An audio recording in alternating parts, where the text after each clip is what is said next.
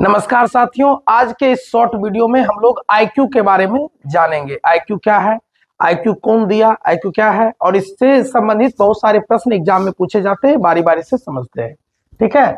देखिएगा, आईक्यू का मतलब होता है इंटेलिजेंट कोशेंट, मतलब बुद्धि लब्धि, ठीक है। मैंने किसी बुद्धि लब्धि जो है, बुद्धि को मापने का एक तरीका है, उसी के बारे में समझते हैं। तो सबसे पहले बुद्धि लब्धि का जो कॉन्सेप्ट दिए थे, यानी संप्रत्यय की चर्चा 1912 ईस्वी में विलियम अस्टर ने किया और उसी को बाद में आगे बढ़ाकर उसको विशेष पहचान देकर 1916 ईस्वी में टर्मन ने आईक्यू का फॉर्मूला दिया, ठीक है। तो हम लोग आज आईक्यू के फॉर्मूला को समझते हैं। पहला देखिएगा, आईक्यू बराबर होता है मानसिक आयु यानी मेंटल एज बटे वास्तविक आयु यानी क्रोनिकल एज गुना 100, ठीक है।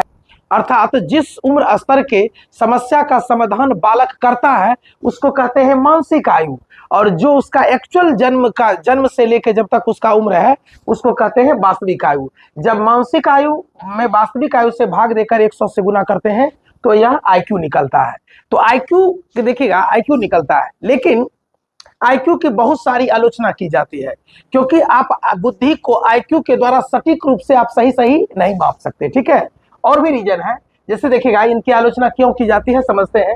देखिएगा, यह प्रत्यक्ष रूप से पश्चिमी संस्कृति के प्रभाव से ग्रसित है, क्योंकि ये लोग मनोवैज्ञानिक जो भी थे, टर्मन नेस्टर, ये सब पश्चिमी सभ्यता से मैंने जुड़े हुए थे। इसलिए इनके फार्मूला पर मैंने पश्चिमी सभ्यता के स्तर के अनुसार बच्चों को ध्यान में रखकर फार्मूला बनाया गया है, जो कि हर जगह मैंने सही नहीं बैठता है। इसलिए इसको कहते हैं पश्चिमी संस्कृति के प्रभाव से क्या है, ग्रसित है।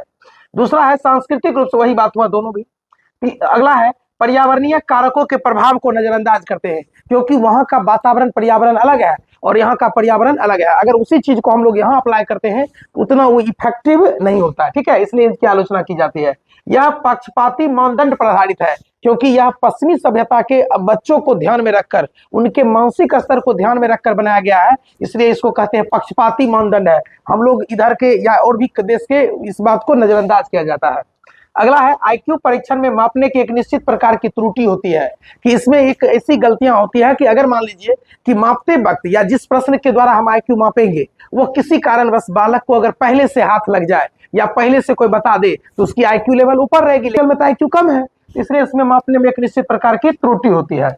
यह बच्चों को नामांकित करता है, मतलब यह जड़ बुद्धि वाला कहता है, प्रखर बुद्धि वाला कहता है, तीव्र बुद्धि कहता है, प्रतिभाशाली कहता है, प्रतिभाशाली बुद्धि वाला बच्चा कहता है, या सामान्य बुद्धि वाला बच्चा कहता है। तो यह बालक को अलग अलग कैटेगराइज करता है, इसलिए इसको कहते हैं यह बच्चा